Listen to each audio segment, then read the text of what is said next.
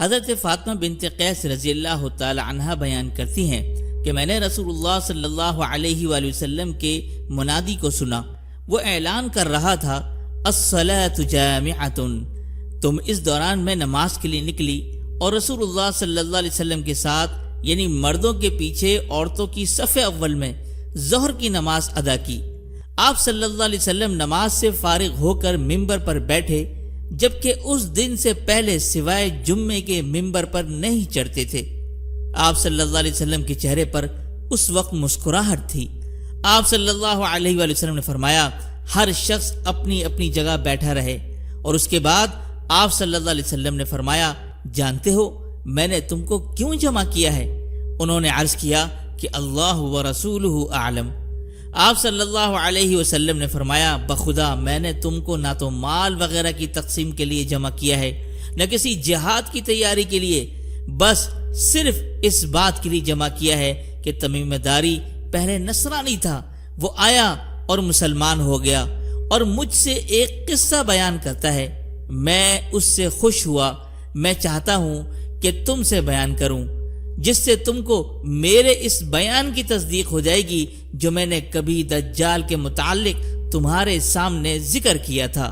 وہ کہتا ہے کہ ایک بڑی کشتی میں سوار ہوا جس پر سمندروں میں سفر کیا جاتا ہے، اس کے ساتھ قبیلہ لخم اور جزام کے 30 آدمی تھے۔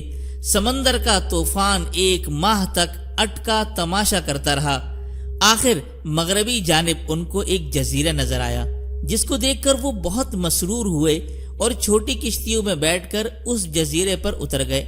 سامنے سے ان کو جانور کی شکل کی ایک چیز نظر پڑی جس کے سارے جسم پر بال ہی بال تھے کہ ان میں اس کے اعضائے مستورہ تک کچھ نظر نہ آتے تھے۔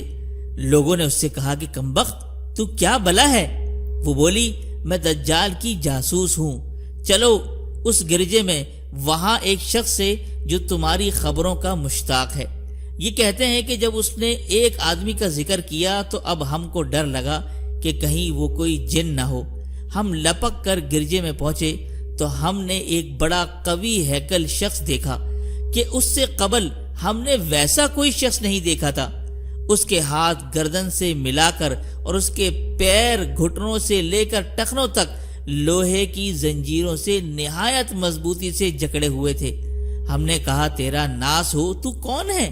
وہ بولا تم کو میرا پتہ کچھ نہ کچھ لگ ہی گیا، اب تم بتاؤ کہ تم کون لوگ ہو؟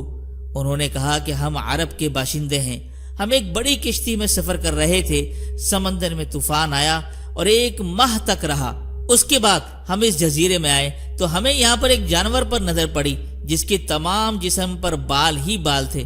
اس نے کہا میں جساسہ یعنی جاسوس ہوں، چلو اس شخص کی طرف جو اس گرجے میں ہے، اس لیے ہم جلدی جلدی تیرے پاس آ گئے۔ اس نے کہا مجھے یہ بتاؤ کہ بیسان یعنی شام میں ایک بستی کا نام ہے، بیسان کے کھجوروں میں پھل آتا ہے یا نہیں؟ ہم نے کہا ہاں آتا ہے۔ اس نے کہا وہ وقت قریب ہے کہ جب اس میں پھل نہ آئے۔ پھر اس نے پوچھا اچھا بحیرہ تبریہ کے متعلق بتاؤ، اس میں پانی ہے یا نہیں؟ ہم نے کہا بہت ہے۔ اس نے کہا وہ زمانہ قریب ہے جبکہ اس میں پانی نہ رہے گا۔ پھر اس نے پوچھا زغر یعنی شام میں ایک بستی کا نام ہے، اس کے چشمے کے متعلق بتاؤ، اس میں پانی ہے یا نہیں، اور اس بستی والے اپنی کھیتوں کو اس کا پانی دیتے ہیں یا نہیں؟ ہم نے کہا اس میں بھی بہت پانی ہے اور بستی والے اسی کے پانی سے اپنے کھیتوں کو سیراب کرتے ہیں۔ پھر اس نے کہا اچھا نبی الامیین کا کچھ حال سناؤ۔ ہم نے کہا وہ مکہ سے ہجرت کر کے مدینہ تشریف لے آئے ہیں۔ اس نے پوچھا کہ عرب کے لوگوں نے ان کے ساتھ جنگ کی ہے؟ ہم نے کہا ہاں۔ اس نے پوچھا اچھا پھر کیا نتیجہ رہا؟ ہم نے کہا کہ وہ اپنے گرد و نواح پر تو غالب آ چکے ہیں اور لوگ ان کی اطاعت قبول کر چکے ہیں۔ اس نے کہا سن لو، ان کے حق میں یہی بہتر تھا کہ ان کی اطاعت کر لیں۔ نبی آخر الزمان کی بعثت کی خبر سن کر اس نے مارے خوشی کے چھلانگ لگائی۔ اور اب میں تم کو اپنے متعلق بتاتا ہوں، میں مسیح دجال ہوں اور وہ وقت قریب ہے جب مجھ کو یہاں سے باہر نکلنے کی اجازت مل جائے گی۔ میں باہر نکل کر تمام زمین میں گھوموں گا اور 40 دن کے اندر اندر کوئی بستی ایسی نہ رہ جائے گی جس میں داخل نہ ہوں بجز مکہ اور مدینہ طیبہ کے، کہ ان دونوں مقامات میں میرا داخلہ ممنوع ہے۔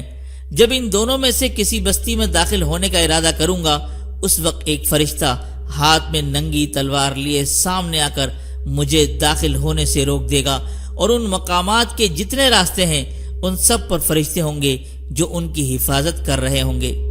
فاطمہ بنت قیس رضی اللہ تعالی عنہ کہتی ہیں کہ رسول اللہ صلی اللہ علیہ وسلم نے اپنی لکڑی منبر پر مار کر فرمایا کہ وہ طیبہ یہی مدینہ ہے۔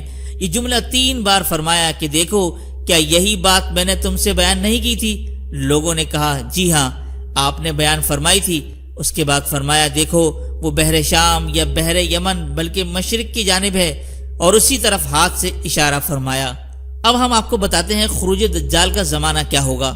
حضرت عبداللہ ابن مسعود رضی اللہ تعالیٰ عنہ فرماتے ہیں کہ حضور صلی اللہ علیہ وسلم نے ایک دن دجال کا ذکر کیا۔ میں نے پوچھا کہ وہ کب نکلے گا؟ تو حضور صلی اللہ علیہ وسلم نے فرمایا کہ جب عمارتیں مضبوط اور مستحکم بنائی جانے لگیں اور عورتیں غیر شوہروں کے لیے زینت کرنے لگیں۔ میں نے کہا جب ایسا ہو جائے تو پھر کب نکلے گا؟ فرمایا جب تجارت کرنے والے جھوٹ بولنے لگیں اور لوگ زنا وغیرہ گناہ کرنے لگیں۔ میں نے پوچھا جب ایسا ہوگا تو کب نکلے گا؟ ارشاد فرمایا جب میری امت نبیذ کے بجائے شراب کو حلال سمجھنے لگے اور سود کو خرید و فروخت کے بدلے اور زنا کو نکاح کے بدلے حلال سمجھنے لگے، اس وقت دجال کا خروج ہوگا۔